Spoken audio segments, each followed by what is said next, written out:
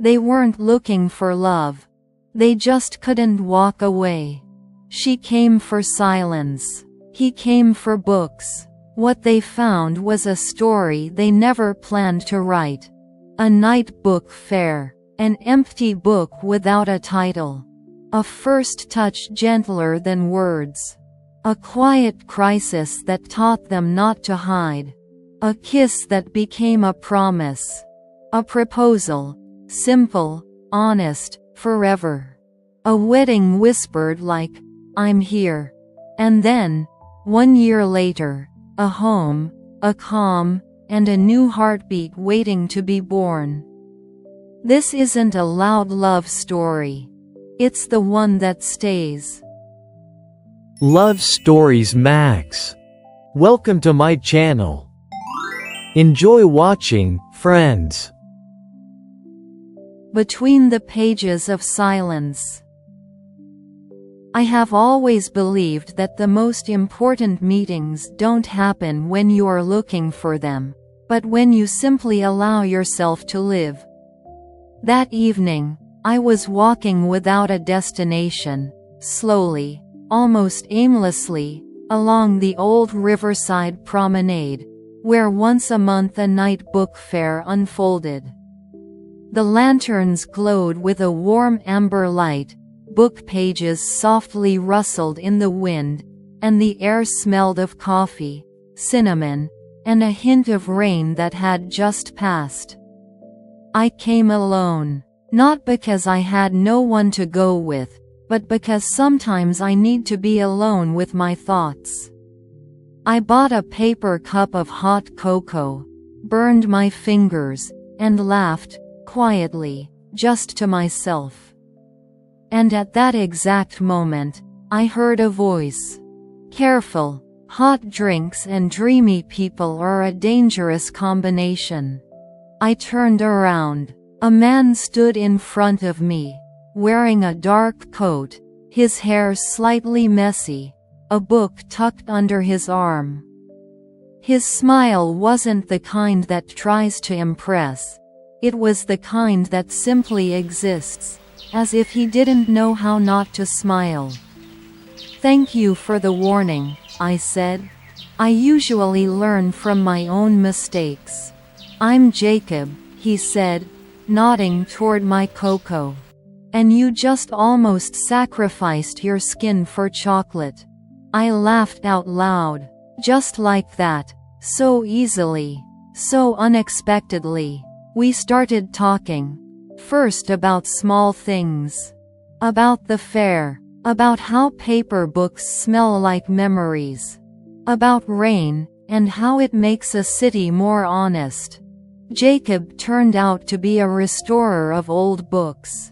He spoke about yellowed pages as if they were living beings, and there was such tenderness in his voice that I wanted to listen forever. I remember how he held out his book to me. "There's a sentence here," he said. "It's about you tonight." I opened it at random and read. "Sometimes one evening is enough to change the rhythm of a life." I looked up at him, and he didn't look away. He didn't rush. He didn't hide. He simply was. We wandered between the stalls until the very end. He bought me a small book without a title, only embossed stars on the cover.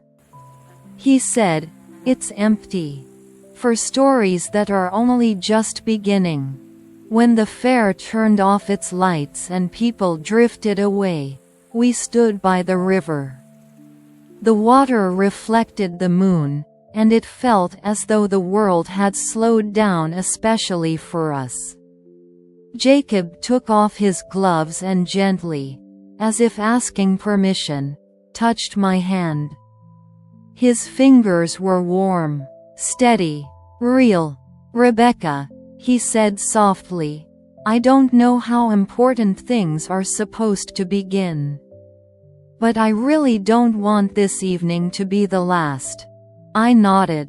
Because sometimes the heart answers faster than words. Later, at home, I placed that empty book on my nightstand. And for the first time in a long while, I fell asleep with the feeling that something in my life had quietly fallen into place. Now I know. Our meeting didn't begin with a phrase, or a look, or even a touch. It began with the silence between words, the kind of silence where two souls recognize each other. Our first date wasn't loud. It felt more like a breath, quiet, but absolutely necessary. Jacob invited me for a walk to an old botanical garden by the river. The kind of place where the paths remember the footsteps of lovers from decades ago, and the benches creak as if whispering other people's secrets. I arrived a little early, not because I was eager, but because I was nervous. Softly, sweetly, he appeared almost silently, as if he didn't want to disturb my mood. In his hands was a small bouquet.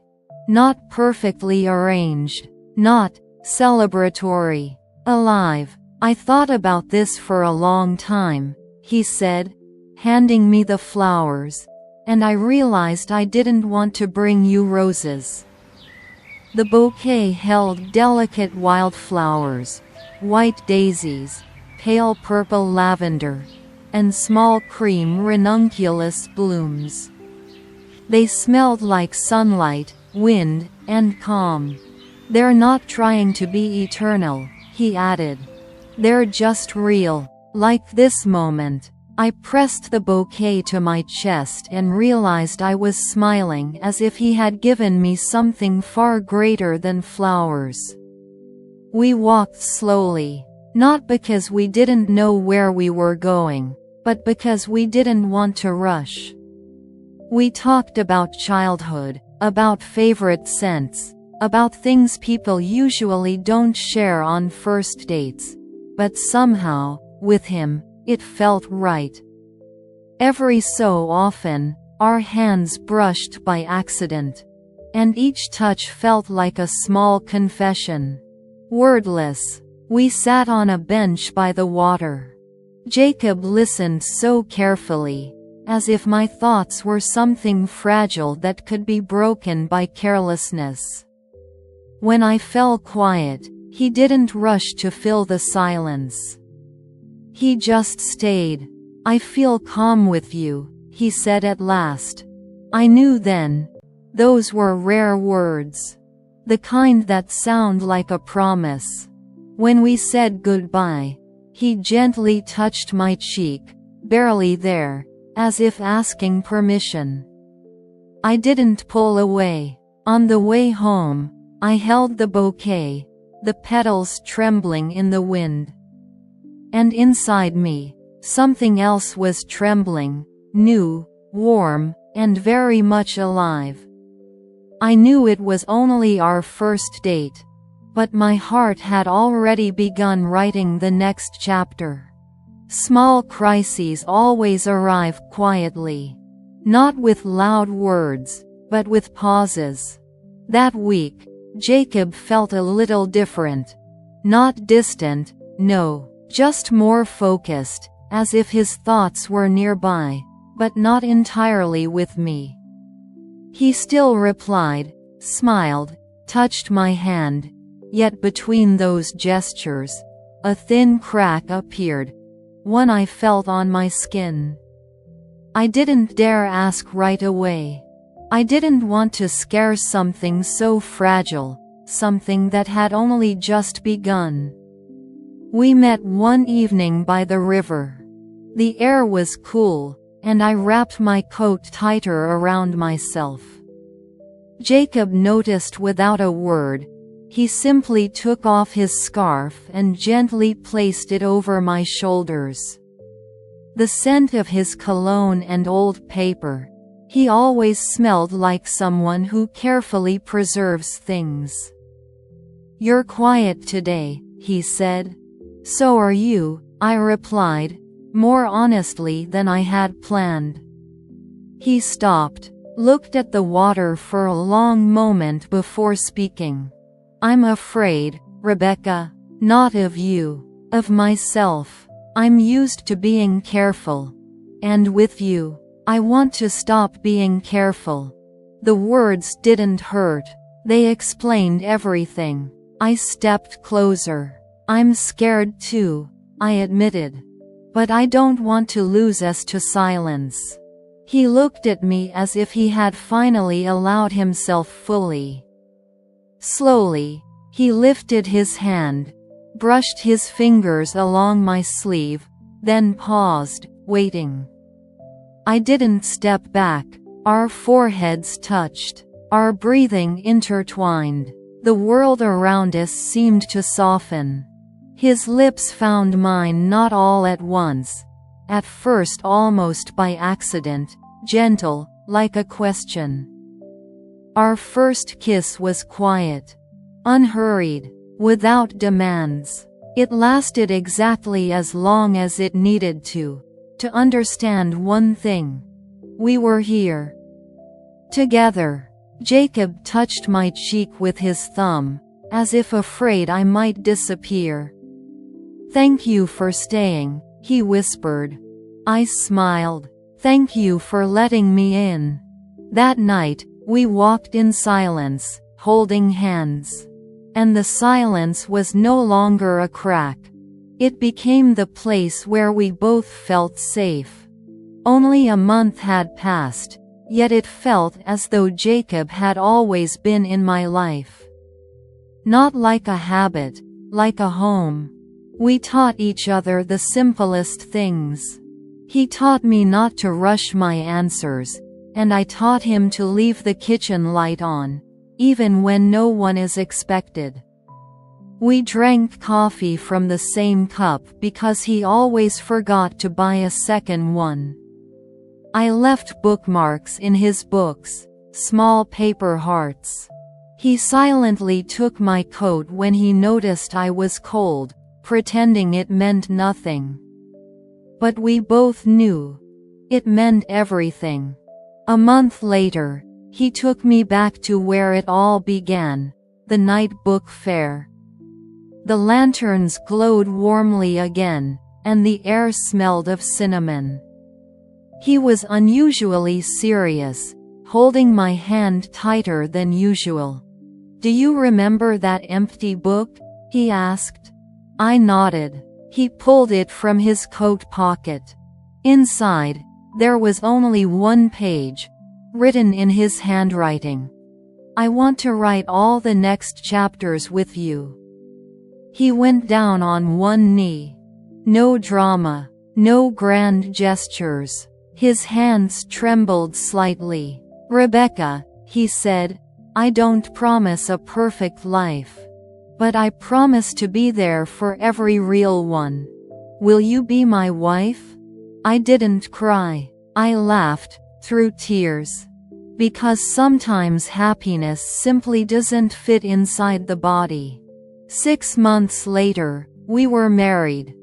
The wedding was small. Morning light, fresh flowers, daisies and lavender, just like that first bouquet. Jacob held my hand as if he were afraid to let go even for a second. When I walked toward him, he smiled the same way he had the night we first met. Our rings were simple, smooth, warm from our touch. "You are my calm," he whispered as we exchanged vows. "And you are my home," I replied. That evening, we came home as husband and wife. I took that once empty book from the shelf. It wasn't empty anymore. It was simply waiting. Because real love stories don't end with a wedding. They begin to speak in whispers, every single day. A year passed. Sometimes I catch myself thinking that our life no longer has loud moments, and that's exactly where its beauty lies. Mornings begin with coffee Jacob makes too strong, and with a window we always open, even in winter. He reads at the table. I walk barefoot around the kitchen, and between us is a silence that doesn't need words. Our home is filled with little things. Books with bookmarks, mugs with fingerprints, a blanket that always slips off the couch. Jacob has a habit of kissing my temple as he walks by. I leave notes in his coat pockets. This is how we say, "I'm here," even when we're quiet. That evening, it was raining. We had a simple dinner: soup, warm bread, a candle because the power went out again. Jacob was telling me something, and I listened, smiling, my hands resting on my lap, as if protecting a small secret. "What?" He stopped. "You're looking at me like you know something important." I took a breath, slowly, calmly. "I do," I said. "There will be more of us soon." He didn't understand right away. And then, it felt like the world held its breath with him. "Rebecca," he whispered, "are you?" I nodded. Jacob stood up and wrapped me in his arms as if afraid this might be a dream. His hands were trembling. I felt him laugh and cry at the same time, his face buried in my hair. "Thank you," he said softly. "For everything. For you. For us." I placed his hand on my belly. "This is you too," I whispered. Just a little later, we stood there for a long time, listening to the rain and our own hearts. And I realized, happiness doesn't always shout. Sometimes it simply lives, nearby, every day.